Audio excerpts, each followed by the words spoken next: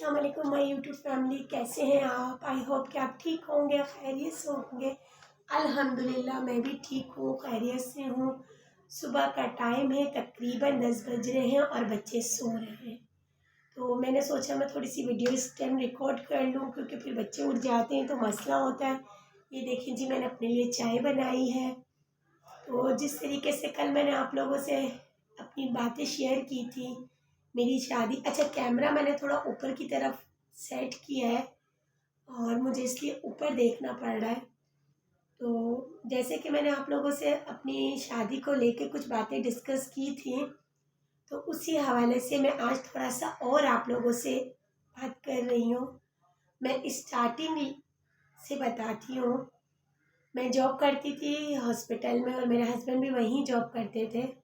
तो मेरे हस्बैंड जो है मुझे बहुत पसंद करते थे, बहुत ज़्यादा उन्हें मैं अच्छी लगती थी, पसंद करते थे, लेकिन मुझे ऐसा कुछ पता नहीं था, ना मैं पसंद करती थी उन्हें। मैं अदरवाइज़ बस वहाँ जॉब करती थी। तो एक दिन ऐसा हुआ कि वहाँ के ओनर, डॉक्टर काशिफ नाम था उनका, उन्होंने मुझे बुलाया अपने ऑफ़िस में। उन्होंने मुझे बुलाकर ये कहा कि देखो, ये फार्मेसी में जो लड़का है जो ड्यूटी करता है वो तुम्हें बहुत पसंद करता है, तो वो तुमसे शादी करना चाहता है, तो तुम्हें क्या प्रॉब्लम है? मैंने उन्हें कहा कि ऐसा कोई प्रॉब्लम नहीं है, लेकिन मेरी फैमिली जो है वो ख़ानदान से बाहर शादी नहीं करती और हमारे ख़ानदान के अंदर ख़ानदान से बाहर शादी नहीं की जाती। बेसिकली मैं राजपूत फैमिली से ताल्लुक़ रखती हूँ। तो मैंने उनको ये जवाब दिया। उसके बाद जो है उन्होंने कहा ठीक है, ओके। और उसके बाद मामला यहाँ पे ख़त्म हो गया।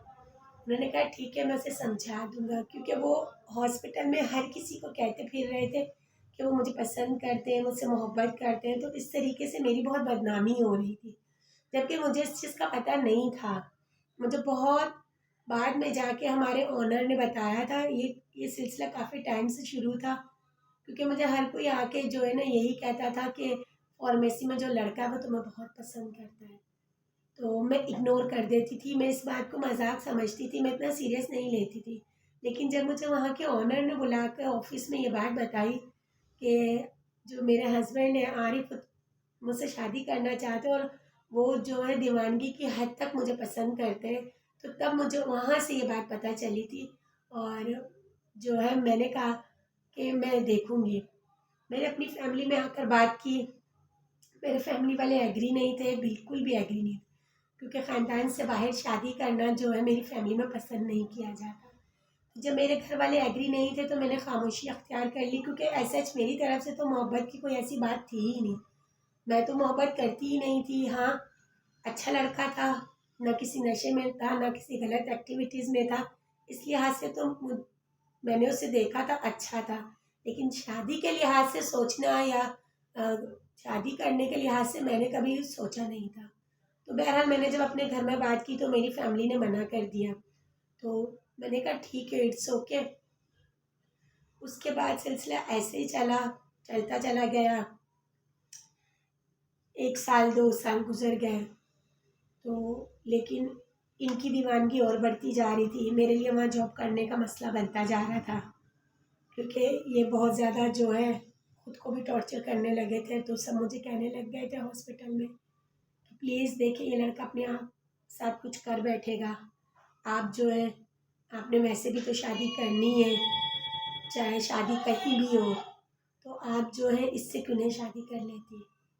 तो मैंने कहा ठीक है, मैं दोबारा सोचती हूँ, दोबारा अपनी फैमिली से बात करके देखती हूँ।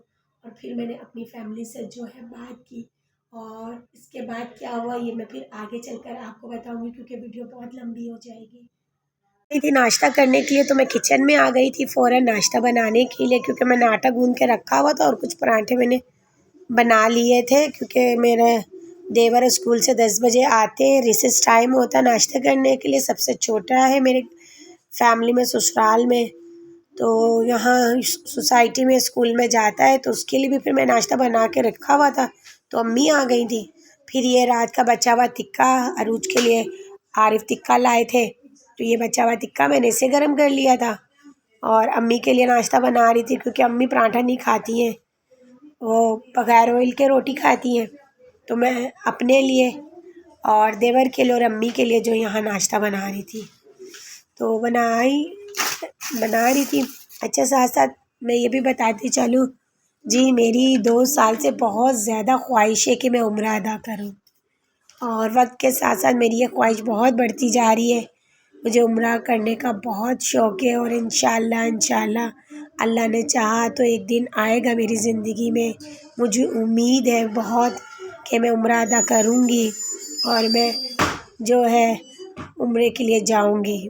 तो यहाँ पे मैं अंडा बना रही थी अम्मी के लिए, क्योंकि अम्मी आई हुई थी और जन्नत उठ गई थी। जन्नत मुझे बहुत तंग कर रही थी, तो अम्मी जन्नत को लेके बैठी हुई थी।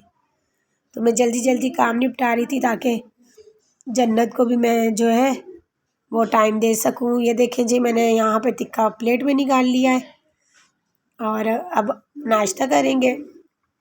तो इंसान की ज़िंदगी का कोई ना कोई मकसद होता है। तो मुझे शौक़ है कि मैं उम्रा अदा करूँ, और बहुत ज़्यादा शौक़ है। मैं 2 साल से कोशिश कर रही हूँ कि मैं उम्रा अदा किसी तरीके से करूँ। इंशाअल्लाह मैं ज़रूर करूँगी, मेरी ख्वाहिश ज़रूर पूरी होगी, मुझे अपने रब पे पूरा भरोसा है। तो ये देखें जी, अम्मी यहाँ पे जन्नत को उठा के बैठी हुई हैं। मैं वीडियो बना रही हूँ तो अम्मी जन्नत को बता रही है और जन्नत जो है वो मेरी तरफ देख के खुश हो रही है। अच्छा, मैं जब जन्नत के सामने आती हूँ तो वो कोशिश करती है कि मम्मा उसे उठा ले, वो लपकती है मेरी तरफ। यहाँ नाश्ता रख दिया था अम्मी के लिए, और यहाँ पे जो है मनाहिल फ़ातिमा सो रही थी।